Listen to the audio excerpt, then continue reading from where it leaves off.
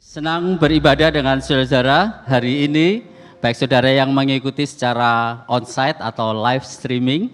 Ya, sebentar kita akan bersama-sama membaca Katekismus Reformasi dan minggu ini kita masuk pada pertanyaan yang ke-8. Seperti biasanya, saya akan membacakan pertanyaannya, saudara membaca bagian jawaban dan kita bersama-sama membaca pembacaan ayat Alkitab. Pertanyaan ke-8. Perintah apa yang diberikan Allah dalam Dasatita? Jangan ada padamu Allah lain di hadapanku.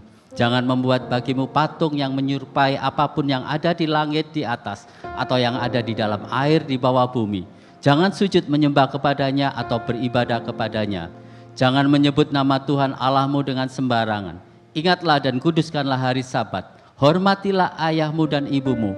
Jangan membunuh, jangan berzina, jangan mencuri, jangan mengucapkan saksi dusta, jangan mengingini milik orang lain.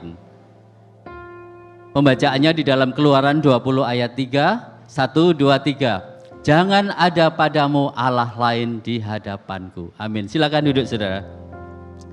Saudara-saudara, ketika Allah memberikan 10 hukum Taurat ini, maka sebenarnya tujuannya itu bukannya dia itu untuk mencari kesalahan kita atau membuat kita itu gagal. Tetapi karena dia itu mengasihi kita. Saudara, dia ingin supaya kita ini bisa hidup sesuai dengan standar kekudusan dari Allah. Bahkan saudara, ketika Yesus sebagai Allah yang turun ke dunia dan menjadi manusia, maka dia justru menaikkan standar perintah 10 perintah itu yang dahulunya itu berfokus kepada perbuatan, tetapi Yesus mengajarkan bahwa 10 perintah itu adalah tentang motivasi hati. Sebagai contoh saudara, kalau di dalam 10 perintah Allah itu dikatakan jangan berbuat zina, tetapi Yesus mengajarkan bahwa setiap orang yang memandang perempuan serta menginginkannya, maka dikatakan itu sudah berzina dengan dia dalam hatinya. Dan saudara, 10 perintah Allah juga berkata jangan membunuh. Maka Yesus mengajarkan bahwa kalau kita marah atau membenci kepada saudara kita, maka itu sama dengan seorang pembunuh.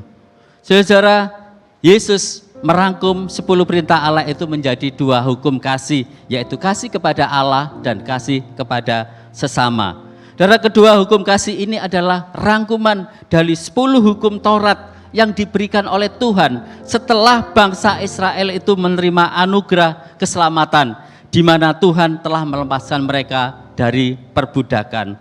Saudara, ini adalah pola dari Injil, yaitu ketika Tuhan menyelamatkan bangsa Israel untuk keluar dari perbudakan Mesir, bukan karena bangsa Israel itu mentaati hukum, tetapi semata-mata karena anugerah dan kasih karunia Tuhan. Dan baru itu, setelah itu maka Tuhan memberikan 10 hukum Allah.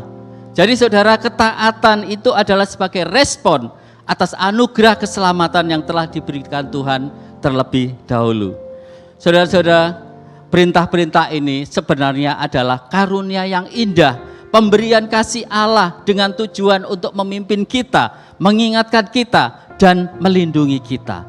Saat kita menaatinya, maka itu akan menunjukkan siapa dan bagaimana Allah kita. Sebaliknya, jika kita gagal menaatinya, itu akan mencelakakan kita dan mempermalukan Allah kita.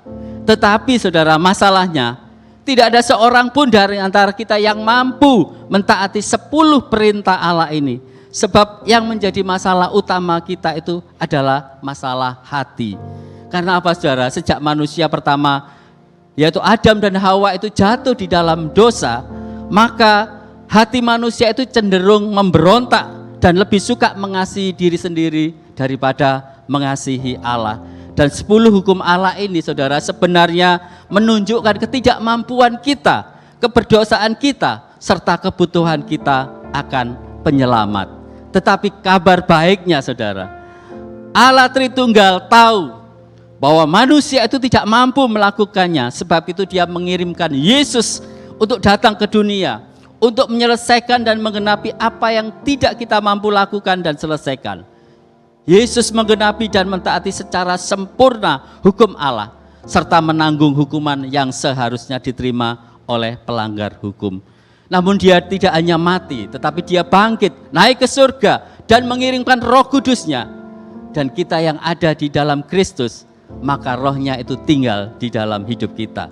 Dan Roh-Nya itu yang akan menghidupkan kembali roh kita yang mati, serta mengubah hati kita dan memampukan kita untuk bisa mengasihi Tuhan sebagaimana seharusnya.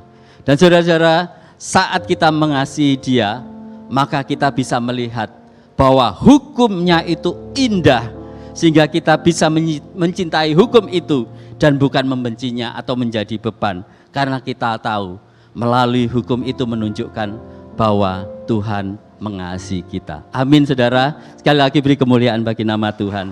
Mari kita sama-sama bangkit berdiri. Sebelum kita sama-sama berdoa, mari kita merenungkan sejenak bahwa di dalam keberdosaan kita tidak akan mampu mentaati perintah Allah, karena hati kita cenderung mencintai diri kita sendiri dan menyembah berhala. Oleh sebab itu kita membutuhkan seorang juru selamat, kita membutuhkan Kristus. Tuhan, kami datang menghampiri tahta hadirat-Mu.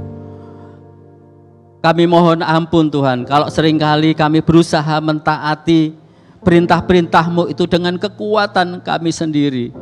Kami sadar Tuhan, kami tidak akan mampu, karena hati kami cenderung untuk mengasihi diri sendiri dan membenci serta memberontak kepada Engkau.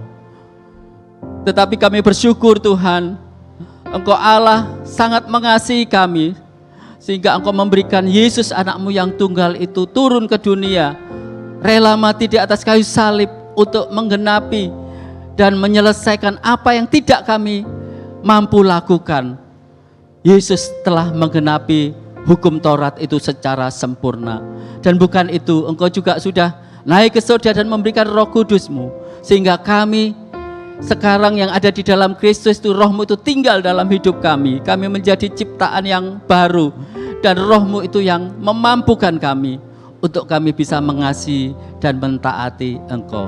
Sehingga Tuhan, sekarang kami bisa bermegah bukan karena perbuatan kami, tetapi karena apa yang sudah Yesus lakukan di dalam kehidupan kami. Terima kasih Tuhan buat anugerah-Mu.